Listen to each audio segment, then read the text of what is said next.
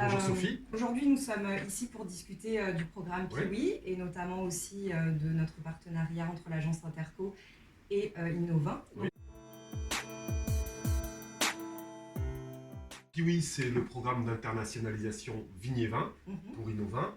C'est un programme d'internationalisation qui est né de notre feuille de route 2018-2025, qui a pour vocation, en toute simplicité, de faire d'Innova le leader mondial de l'innovation vitivinicole. Et donc ça se traduit forcément par une volonté de développer notre réseau au niveau national et international, d'où ce programme d'internationalisation qui vise à faire rayonner l'écosystème vignes et vins régional, dont on estime que c'est un des meilleurs au monde, si ce n'est le meilleur. Et donc il faut le faire savoir pour le bénéfice des entreprises régionales et de l'ensemble de l'écosystème régional. Donc c'est un programme qui a été lancé avec le soutien de la région Nouvelle-Aquitaine en 2018, réellement 2019, en partenariat avec l'Institut des sciences de la vigne et du vin, Vinitec Sifel et évidemment l'agence Interco. D'accord. Alors la collaboration, elle s'est très bien passée. Je dirais bien au-delà de nos espérances, dans la mesure où on connaissait déjà Interco avant de lancer ce Piwi, mais on n'avait jamais réellement collaboré. Et donc là, ils sont partenaires à part entière, Interco est partenaire à part entière de ce programme. Et voilà, donc c'est un programme qu'on a quasiment co-construit ensemble. C'est vrai que c'est Innova qui le porte, mais Interco est un réel partenaire. Qu'est-ce que je pourrais dire? Interco, très professionnel. Quand on travaille à l'international, le diable se cache dans les détails. Et c'est vrai qu'entre une mission réussie et une mission ratée, souvent c'est beaucoup de petits détails qui s'accumulent et qui font que la mission à la fin est réussie et ratée. Et Interco, moi je le trouve très professionnel dans la gestion de tous ces petits détails. Alors c'est de la logistique, mais pas que. C'est des contacts en amont, c'est des contacts sur place, c'est la capacité aussi à être très réactif, à être très souple aussi dans les relations qu'on peut avoir avec les entreprises, qui ont des demandes particulières, avec la gestion de la diplomatie qu'il faut avoir avec les contacts à l'étranger. Il y a du professionnalisme, il y a de l'habitude, de l'expérience. Et c'est vrai que je dirais que pour nous, travailler avec Interco, c'est un grand confort, c'est comme sur des roulettes, comme on dit. Voilà. Écoutez, merci. Avec effectivement aussi beaucoup de bonne humeur, beaucoup de gentillesse, et on le voit d'ailleurs dans le retour qu'on a des entreprises avec qui on a travaillé, avec qui vous avez travaillé sur ces missions. À chaque fois, c'est une grande satisfaction. Ok, ben merci. Alors les Vinitec Innovation Tours, c'est une partie, un des axes de ce programme d'internationalisation, un des axes principaux, si ce n'est l'axe principal.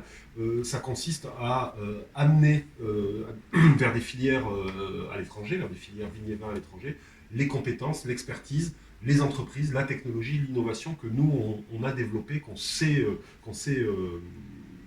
développer en Nouvelle-Aquitaine. Le message, c'est vous avez des problématiques, vous avez des besoins en innovation, ben nous, en Nouvelle-Aquitaine, on a des réponses et on vous les apporte. On amène aussi des chercheurs à la rencontre des viticulteurs locaux. Donc le premier a eu lieu en Géorgie, et puis on devait en faire un effectivement en Russie au mois de mars 2020, mais qui a été annulé, enfin pas annulé d'ailleurs, qui a été reporté en raison du Covid, et j'espère bien qu'en mars 2021, on partira là-bas. D'accord, très bien.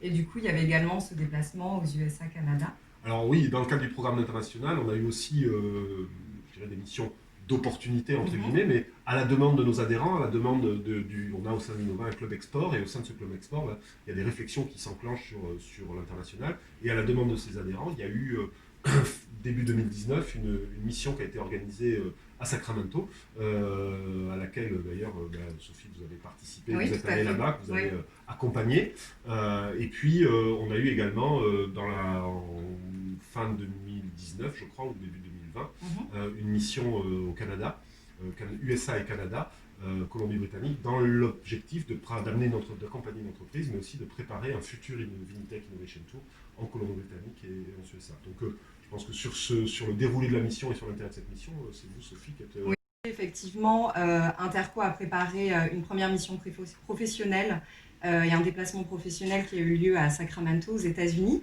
Donc, on a accompagné une dizaine d'entreprises membres de votre cluster Innova lors d'un symposium qui avait lieu à Sacramento, donc sur la côte ouest des États-Unis. Et durant cette mission professionnelle, ça nous a permis également d'organiser des visites techniques. Et également, j'ai accompagné donc, cette même entreprise Coupeco Viti, donc aux USA et au Canada, début 2020, donc également en préparation d'un prochain VIT aux États-Unis et au Canada. Donc on a pu rencontrer les acteurs de la filière économique. On l'espère par rapport à l'ouverture des frontières, que ces professionnels qu'on a rencontrés sur le terrain en février 2020 pourront venir aussi sur l'édition Vinitex IFEL. En tout cas, Monsieur Brianceau, et puis... Merci. Alors justement, rajouter quand même un mot par rapport à Vinitex IFEL, justement, et l'actualité de ce programme d'internationalisation. Ouais.